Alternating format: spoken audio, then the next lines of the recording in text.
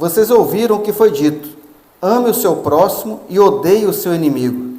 Eu, porém, lhes digo: amem os seus inimigos e orem pelos que perseguem vocês, para demonstrarem que são filhos do Pai de vocês, que está nos céus.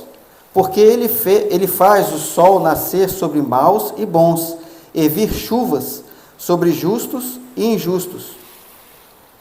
Porque se vocês amam aqueles que os amam, que recompensa terão?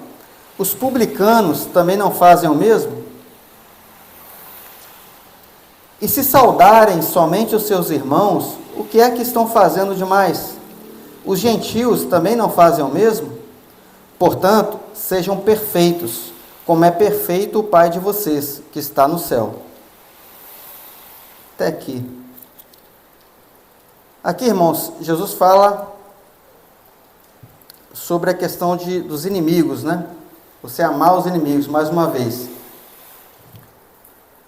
Vamos voltar ao texto aqui para analisar alguns pontos. De novo ele fala aqui, né? Vocês ouviram o que foi dito. Eu, porém, vos digo. Porque eu quero destacar, quando Jesus fala assim, vocês ouviram o que foi dito, é importante a gente não confundir, como se Jesus estivesse falando assim, vocês leram isso e está errado. Não, ele está falando, vocês ouviram o que foi dito. Ele está falando de uma interpretação errada dos religiosos da época. Entende? Tem gente que vê o texto e fala assim, Jesus está falando mal da lei de Moisés. Não, ele veio para cumprir a lei e para passar uma interpretação correta. Ele não está desfazendo uma coisa que foi dita, né? Ele está falando de uma interpretação errada. Vocês ouviram o que foi dito. Eu, porém, vos digo. Porque a lei não ordena o ódio aos inimigos. Não é que Deus lá atrás falou, odeie os seus inimigos. Né? Ele não fala isso. Exatamente. Por exemplo, Êxodo, capítulo 23, de 4 a 5. Olha o que fala aí, ó. Se você encontrar desgarrado o boi ou o jumento do seu inimigo, leve-o sem falta de volta para ele. Se você vir prostrado debaixo da sua carga o jumento daquele que odeia você, não o abandone, mas ajude o dono a erguer o animal. Então olha o amor sendo manifestado aí ao inimigo, aquele que te odeia, você exercendo amor a ele. Né? Irmãos, eu não estou falando que isso é fácil, é desafiador, mas é algo que é para nós, sabe? Esse desafio é para mim e para você. Você, pastor, que contou uma história de um cara que ele era casado, mas ele não era convertido, e a esposa dele começou a frequentar a igreja, aí ele humilhava essa mulher constantemente, oprimia ela e tal. Aí por anos essa mulher foi tratando o inimigo que morava dentro da casa dela, né? Foi tratando ele com amor. Pô, imagina quantos anos essa mulher sendo humilhada, né?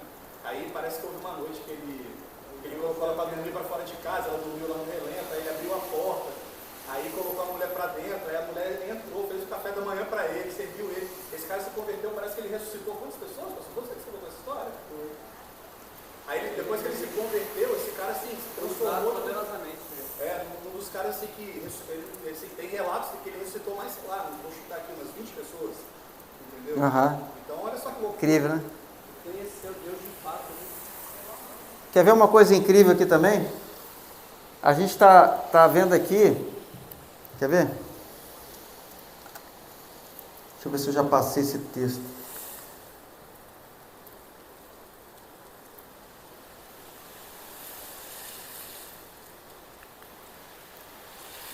Aqui, ó. Porque se vocês amam aqueles que os amam, que recompensa terão? Os publicanos também não fazem o mesmo? Jesus estava usando como exemplo os publicanos, porque judeu odiava publicano. Porque publicano, o que era o publicano? Né? Ele traiu o povo dele, ele era judeu, publicano, só que ele traiu o povo dele para poder recolher dinheiro do povo, ele enchia os bolsos dele e passava dinheiro para Roma também. Eram ricos, né, os publicanos. Então, para o judeu, o publicano era mais desprezível do que o soldado romano. Porque o soldado romano era romano, né? Agora esse cara é judeu, cara. E olha o que ele está fazendo com o povo dele, né? E o incrível é que a gente está vendo esse relato em Mateus, no livro de Mateus, escrito por um publicano. né? Mateus era um publicano. Jesus foi lá e chamou ele para o ministério, é um dos 12, foi transformado por Jesus e transformou muitas vidas, né? Passando o evangelho à frente.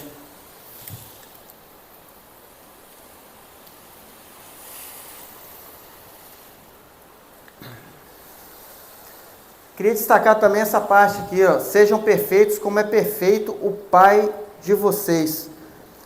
Jesus fala aqui da nossa paternidade, né? Sejam perfeitos como é perfeito o Pai de vocês. Mais adiante, a gente vai entrar agora no capítulo 6 do Sermão do Monte. Jesus vai ensinar a oração do Pai Nosso, né? Entre outras coisas. Então, irmãos, assim, para a gente pensar nesse padrão de vida, sabe? Nesse nível, a gente tem que entender quem é o nosso Pai. A gente tem que entender a nossa identidade em Deus. Porque se você ficar olhando para o lado, para quem é ímpio, quem não tem compromisso com Deus, você meio que assim, cara, não dá para eu seguir esse padrão, está muito diferente. Mas é diferente mesmo, porque você tem uma paternidade diferente, cara. Você, né, é filho de Deus. Então você tem que olhar para Ele e tentar ser parecido com Ele, né? Buscar obedecer a Ele, agradar a Ele. Porque a gente, quando age dessa forma, a gente pode ser cobrado pelos nossos pares, pessoas que gostam da gente.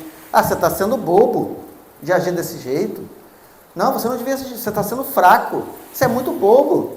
Como é que você trata a pessoa bem assim? Imagina esse exemplo que você trouxe, Fábio, dessa mulher, esse testemunho, né? Que o marido judiava dela e ela tratava bem do marido ainda. Imagina como algumas amigas que gostavam dela, só que tinha uma maneira de pensar que não era moldada por Deus. Pessoas que realmente se preocupavam com ela. Você não desce, abandona esse marido, esquece dele, tal. Mas ela não estava olhando para isso, ela estava seguindo um padrão que vinha do Pai, né? É o poder do perdão.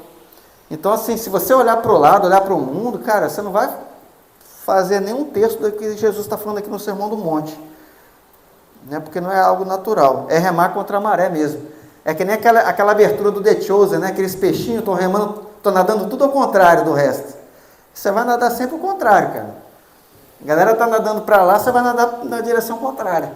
Você precisa de mais força. Exatamente.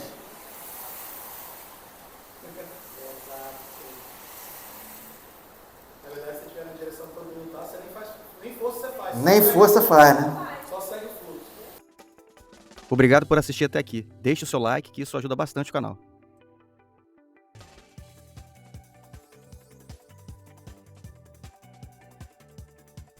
Se inscreve no canal para não perder os próximos vídeos.